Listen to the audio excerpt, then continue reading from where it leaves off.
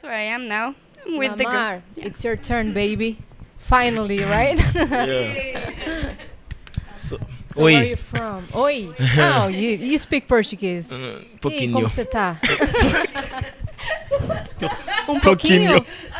Yeah, that's good. Yeah. Pouquinho? Yeah. Pouquinho. Pouquinho. So Good, good. I grew up in London, East London, Dagenham, to parents of Jamaican descent. Wow, if you didn't tell, I wouldn't imagine. Or where would you by have the thought I was accent, from? like, no, by the accent, obviously you're from London. Yeah. So yeah, I was exposed to like reggae and R&B and like disco and kind of like all eras of music really, but mainly like 90s and old stuff. And my mum would tell me, there's this story that she would always tell me, is a song by Usher called You Remind Me. By Usher. Yeah, you know it? Like, what song is that? You remind me of a girl that I once knew. See her face whenever I look at you. Wouldn't believe all of the things she put me through. This is why I just can't get with you. Whoa! So she said, what a beautiful voice. thank you.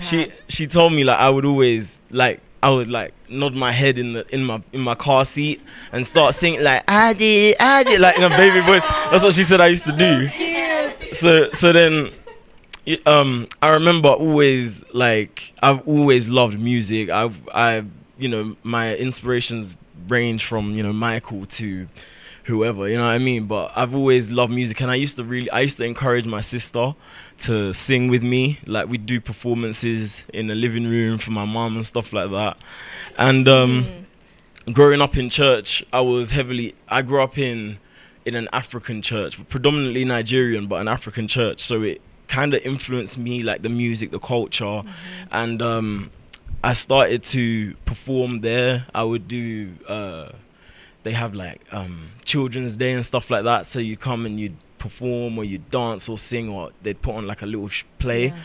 And that, from there, I was doing that in school. And then when I got to like around the age of like 12, 13, 14, I started to write my own songs. Like I wrote a song called Baby You're Like the Flu. And the bass line came to me. Like, it's weird because I hear like stuff comes to me, because I can play around and whatnot and try and figure something out, but usually I'll hear something and I'll be like, okay, that sounds cool. And it was kind of like jazzy, so like so I went, it came to you like that. Yeah, I was in the kitchen in my mom's place, and I was like, baby, you're like the flu. Nah, nah, nah, nah. I just started writing it, and I actually performed it in school. And I became really popular. I got to perform with my head teacher for Christmas, for a Christmas show. It was really, really cool. And then every time after that, they invited me to come and perform. Like, you know, they do Musician of the Year awards and Scientist of the Year and Mathematician. And I always had the opportunity to perform. And I think church, school, and then outside, my mum also put me into like an agency where they taught dance, singing and acting. Talent agency. Yeah. Yvonne Rhodes. It was like 20 minutes from where I lived. So yeah, after that I started to, I've always loved music, so I just paid more attention to it. And I was taking music class. I took it for GCSE, which is like, I'm not sure what the equivalent is for you guys, but it's like ninth grade, if you will. So I got into producing music, and I would always stay after school, like from 3 to 6, when the janitor's like, okay, you gotta go. I'd stay there because because I didn't have like the equipment to do it, so I'd stay in school. Yeah, but you wanted to learn. Yeah. So I'd stay, and that's where I honed that skill. And then my mom got an iMac. So I started to produce on that at home, which was really cool. And then I got a job around the age of, I've kind of skipped ahead a little bit. 13, not to dampen the mood, but my dad passed away, and I started to lose focus on music, and I was like, maybe I can't. Not that I can't do it, but I was like, I just, it took my mind off of it. It's normal. You Yeah. lost like passion for it. Yeah, and actually, it's "Love Never Felt So Good" by Michael and Justin Timberlake. My sister was like singing it around the house, and I was like, what's that song? I hadn't heard it yet. She introduced me to it, and then that kind of got me back into it. And then I was sitting down in the living room, and I said to myself, you know what? I want to do music. I want to be a singer. I really, really, really want this. And something came to me, and I'm quite spiritual, so something spoke to me and said like, you're gonna be famous. And I was like, okay, but I don't want to go through a TV show or like an audition. I don't want to do anything like that to get seen. Long story short, 16 rolls around, and my mom's like, you need to get a job. So I'm like, JLB boy. So I'm like, okay. It happened the same to me. Yeah. Didn't get a job until now, so. I'm so done, man. No, I'm kidding. You made it. So I tried for JD. I tried for many different like retail. I did not want to work in a restaurant. Ended up in McDonald's, which was. Yeah, it was. That's the slogan. Yes. Word. You're the slogan. You killed Yeah. me. But she didn't mean to do that. Yeah. But that to No, me was you so didn't. funny, bro. So yeah, I was working in McDonald's, and I think based on how you look and how you are and your character, they place you in certain areas. So I didn't touch no burgers. I was always on either the till, like greeting people, or on the drive-through on the headset. Oh my god, I would love to come and see you at the drive-thru. Yeah. Just like, Yeah, no. A car stop. What would you say? So the way it's set up, you've got cameras, right? So there's two tills, and you've got cameras, so you can see when they pull up. And it's some of them just, it would make my day, because some of them pull up and they're like, hello, hello, and you're like trying to put the money back in from the last customer.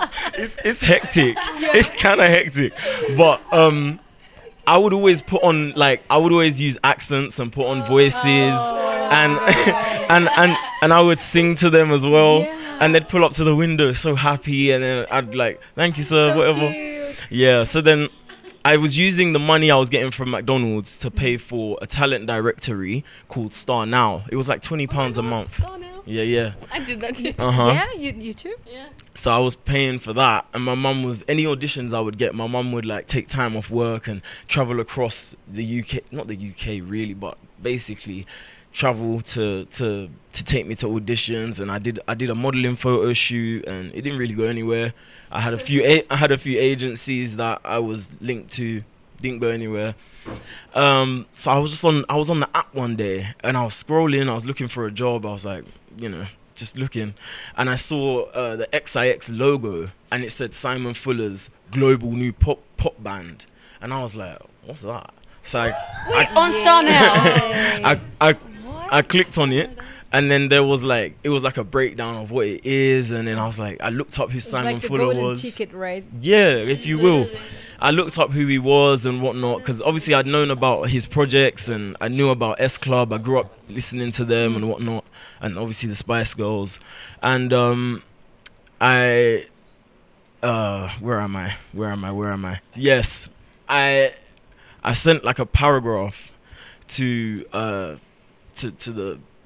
response, and I just waited, and then I got a response from a guy. He was like, "Hi, I'm Nick Szymanski. I want to invite you down to Chelsea in London so you can, so I can see you audition." Or it wasn't really an audition. It was more like a meeting. It's kind of weird.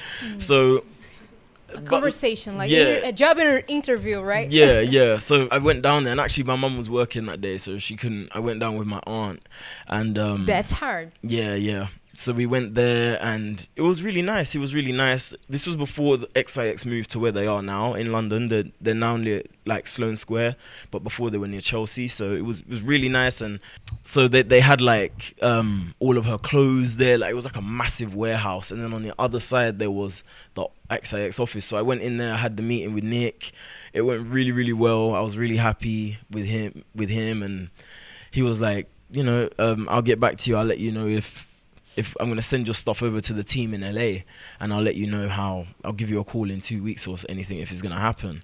And I went back to school. I was waiting. I told my two best friends, Gideon and Toby.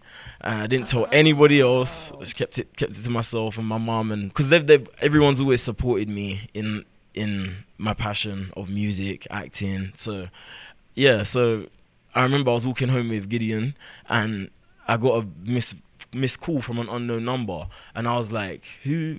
What is that?" And there was a voicemail. So I listened to it, and he was like, "Hi Lamar, it's Nick Szymanski here, who by the way managed Amy Winehouse before she passed." Yeah, she got found by Amy Winehouse's ex-manager, which is kind of cool to say. Yeah, so he was like, "Hi Lamar, it's Nick Szymanski here. I just want to let you know that they're really happy with you, and they really like what they see, and they want you to come to the boot camp. Please call me back as soon as you get this." So I was like, "Oh my God, Gideon!" Like, so. Oh my God, Yeah. Oh So God. I ran home, and I was standing on my bed, and I was restless. Like, I was looking out the window, and I was restless. I was on the phone, and he was like, "Yeah, you're coming to LA." And I was just like, "Wow! Like, thank you. I'm so grateful. Like, I can't wait." I was screaming, jumping on the bed, and then yeah, I flew to LA. I think I don't remember when it was now. Maybe like August or something like that. August time, flew to LA. First time in LA, not in America, but in LA. And yeah, I just had the best time. I'm a little bit of a perfectionist, so I was putting pressure on myself. But and I've never said this to anyone, but I'm gonna reveal it. Yonta kind of let me know I was gonna be in the group, because she could see. What? She could see. Who Sorry, kinda let Yonta. you know? She.